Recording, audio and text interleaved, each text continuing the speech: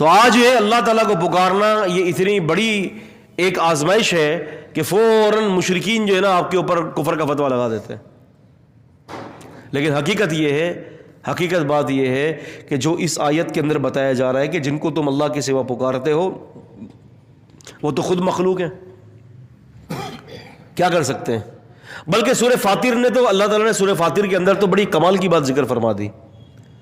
فرمایا کہ لا یملکون من قطمیر، تم جن کو اللہ کے سوا پکارتے ہو وہ تو ایک کھجور کے اوپر جو ایک جری ہوتی ہے سفید رنگ کی گٹھلی کے اوپر اندر، فرمایا کہ یہ تو اس کے بھی مالک نہیں ہے، یعنی یہ چیز بھی ان کی اپنی نہیں ہے. تو اب اندازہ کر لیں کہ پھر کیا حیثیت رہی.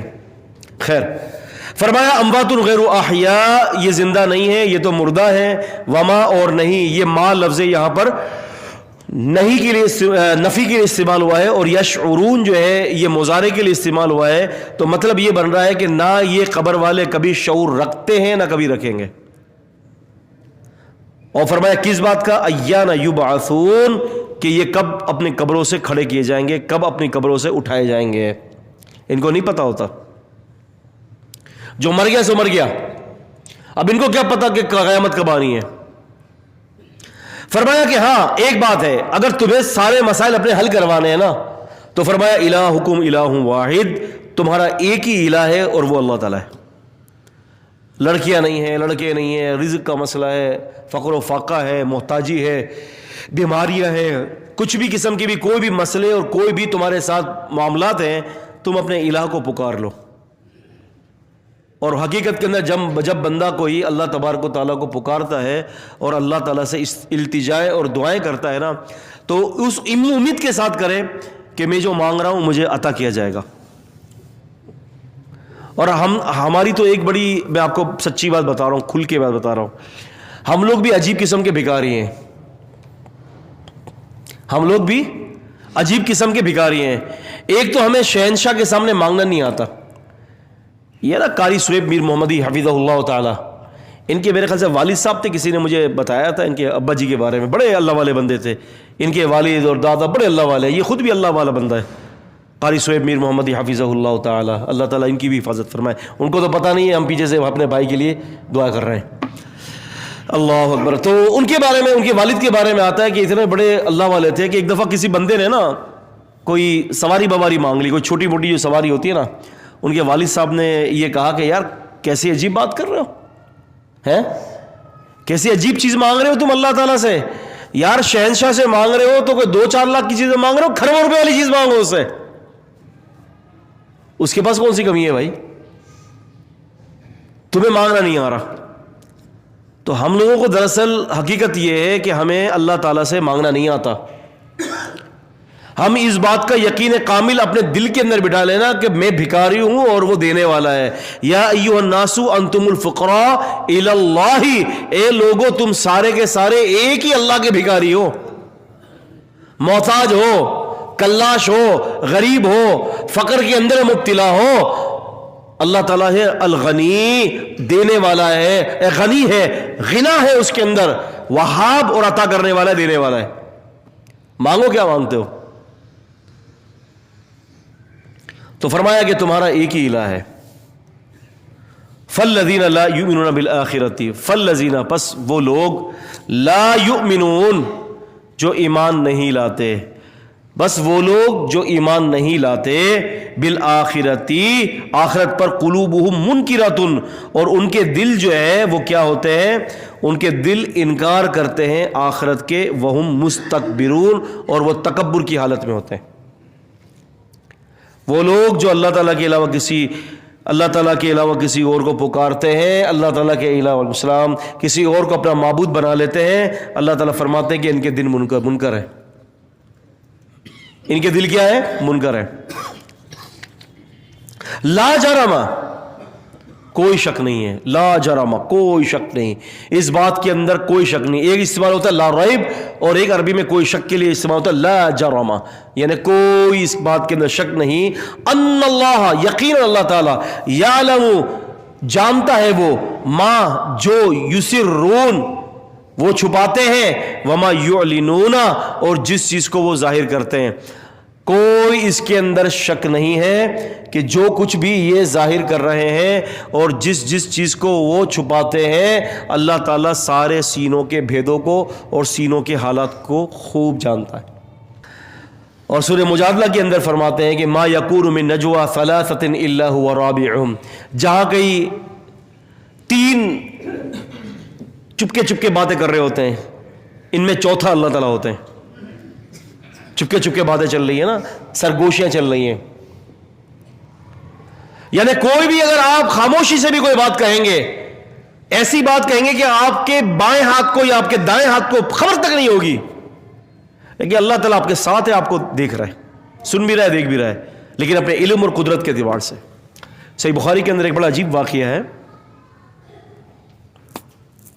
سیدنا حاطب بن ابی بلتہ رضی اللہ تعالی عنہ، نبی پاک صلی اللہ علیہ وسلم کے جلیل و قدر صحابی سیدنا حاطب بن ابی بلتہ، اور خصوصیات میں سے ان کی خصوصیت یہ ہے بدری صحابی تھے، جنگ بدر کے اندر شمولیت تھی۔ ہوا یہ کہ رات کے وقت نبی کریم صلی اللہ علیہ وسلم نے ایک خفیہ میٹنگ کی صحابہ اکرام سے، جس میں کبار صحابہ اکرام کی موجودگی تھی، اور ان میں یہ سیدنا حاطب بن ابی بلتہ بھی موجود تھے۔ بسم اللہ۔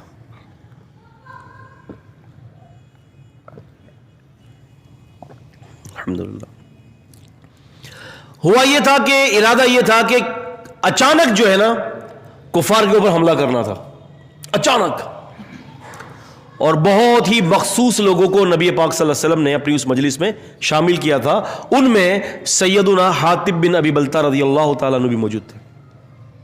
انہوں نے کیا کیا، ان سے ایک بہت بڑی غلطی ہو گئی۔ اس حدیث سے پتہ چلتا ہے کہ بڑے بڑے کبیرہ گناہ کا صدور صحابہ سے ممکن ہے۔ بہت سارے لوگوں کو یہ سمجھتے ہیں کہ صحابہ اکرام کبھی بھی گناہ نہیں کر سکتے، یہ فاسد عقیدہ ہے۔ صحابہ اکرام سے بھی گناہ ہوتے ہیں، کبیرہ گناہ بھی ہوتے ہیں اور صغیرہ گناہ بھی ہوتے ہیں، صدور ممکن ہے ان سے۔ گناہوں سے پاک ہستی صرف نبی پاک صلی اللہ علیہ وسلم کی ہے، انبیاء اکرام علیہ السلام کی ہوتی ہے، یہ یاد رکھیں، اگرچہ اس کی بہت بڑی تفصیل ہے۔ اللہ تعالیٰ غریق رحمت فرمائے، شیخ الاسلام نے تیمیہ رحمہ اللہ پر، ابن تیمیہ نے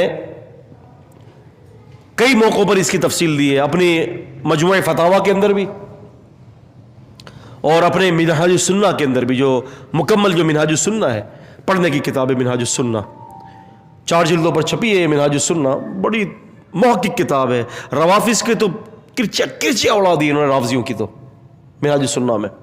خیر بات کہیں اور نکل جائے گی، یہی مسئلہ ہوتا ہے، ہم ادھر ادھر نکل جاتے ہیں۔ اللہ اکبر۔ تو کیا میں آپ سے کہہ رہا تھا کہ حاطب بن ابی بلتہ رضی اللہ تعالی عنہ، ان سے ایک بہت بڑی غلطی ہوئی۔ انہوں نے کیا کیا کہ کافروں کے خط لکھا اور خط میں کہا کہ نبی کریم صلی اللہ علیہ وسلم تم پر حملہ کرنے والے اور تم بچ نہیں سکتے۔ اب ڈرایا تھا حالانکہ اس کے اندر۔ اب یہ کیا ہے، ان اللہ یعلم ما یسرون وما یعلنون۔ نہ نبی کریم صلی اللہ علیہ وسلم کو پتہ چلا، نہ جس کو یہ مولا مشکل کشا کہتے ہیں استغفر اللہ العظیم، نہ ان کو پتہ چلا علی رضی اللہ تعالیٰ عنہ کو، نہ ابو بکر اور عمر کو پتہ چلا رضی اللہ تعالیٰ عنہما، نہ ہی کسی دیگر بڑے بڑے صحابہ اکرام کو، کبار صحابہ کو، کسی کو نہیں پتا، حتیٰ کہ نبی پاک کی موجودگی آپ کو بھی نہیں پتا۔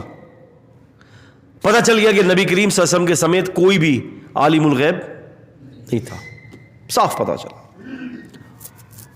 اللہ عز و جل وعلا نے، عبدالرافع نماز بعد میں پڑھ لینا، اللہ عز و جل وعلا نے نبی کریم صلی اللہ علیہ وسلم کو اوپر وحی نازل فرما دی اور وحی کے ذریعے بتا دیا کہ خط بھیجا گیا ہے ایک عورت کے ذریعے، اور اس عورت سے خط منگوا لیں، اس عورت سے خط نکلوا لیں۔ وحی کے ذریعے یہ نہیں بتایا کہ خط بھیجنے والا کون ہے، یہ نہیں بتایا۔ اس لیے اللہ تعالیٰ کی ذات ستیر ہے۔ کیا ہے؟ ستیر، ستار نہیں۔ ہم لوگ اللہ تعالیٰ کی صفت سمجھتے ہیں ستار، ستار اللہ کی صفت نہیں ہے، ستیر ہے، یاد رہے گا، ستیر یہ ہے اللہ تعالیٰ کی صفت۔ عبد الستیر، عبد الستار نہیں ہے۔ تو اللہ تعالیٰ عیوب کو ڈھانکنے والا ہے. حالانکہ وہی کے ذریعے سب کچھ بتا دیتا اللہ پاک, لیکن نہیں بتایا, صرف اتنا بتایا کہ خط ہے اور لے لیجئے. امیر المومنین علی رضی اللہ عنہ کو بھیجا اور ایک اور صحابی کو بھیجا, فلاں ایک عورت ہے راستے میں جا رہی ہے, پکڑ لو اس کو, اس کے پاس خط ہے. اب یہ دونوں صحابہ کرام گئے اور اس عورت کو روک لیا, فرمایا کہ خط دو. کہتے کون سا خط, میرے پاس تو کوئی خط نہیں ہے. سیدنا علی رضی اللہ عنہ فرمایا کہ اللہ کے رسول نے تمہارے بارے میں خبر دی ہے اور اس زبان سے حق کے سوا کچھ نہیں نکلتا, ہمارا ایمان یہ کہ خط تیرے پاس ہے, اگر نہیں دے گی تو تجھے برہنہ کر دیں گے.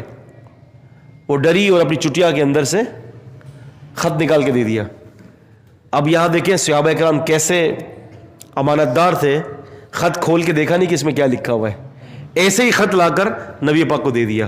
آپ سے فرمایا پڑھو اس میں کیا ہے. اب جب پڑھائی کی تو پتہ چلا کہ من حاطب بن ابی بلتا, یہ خط حاطب بن ابی بلتا کے لیے ہے, بلتا کی طرف سے ہے, اور کفار کے سرداروں کو ہے, اور یہ اس کے اندر لکھا ہوا ہے. نبی صلی اللہ علیہ وسلم فرمایا حاطب یہ کیا ہے, یہ کیا ہے حاطب؟ کہنے لگے کہ اللہ کی قسم میرے فیصلے میں جلدی مت کیجیے گا, نہ میں منافق ہوا ہوں نہ میں کافر ہوا ہوں. اللہ کی قسم, اللہ کے نبی سے میرے حق میں فیصلہ مت دیجیے گا, میں نہیں ہوا منافق. میرے بیوی بچے وہاں پر ہیں, میں نے سوچا کہ ان کے ساتھ کوئی بھلائی کر دوں تو یہ میرے بیوی بچوں کو چھوڑ دیں گے, کیونکہ آپ کے حملے کے بعد یہ میرے بیوی بچوں کو ہو سکتا تھا کہ نقصان پہنچا یا قتل بدل کر دیتے. عمر رضی اللہ عنہ کھڑے ہو گئے, تلوار نکال کے, اللہ کی قسم اجازت دے دے منافق کی گردن کاٹ دیتا ہوں. حقیقت کے اندر یہ شرعی قاعدہ لکھوا رہا ہوں آپ کو کہ ایک وجہ سے یہ بچ گئے, ورنہ ان کی گردن کاٹ دی جاتی. بدری صحابی, اعملوا ما شئتم قد غفرت لکم, عمل جو چاہے کرو. بدری صحابہ کو اللہ نے فرمایا غفرت لکم, میں نے معاف کر دیا تمہارے سارے گناہوں کو. نبی سے فرماتے کہ عمر چھوڑ دو, یہ بدری صحابی ہے.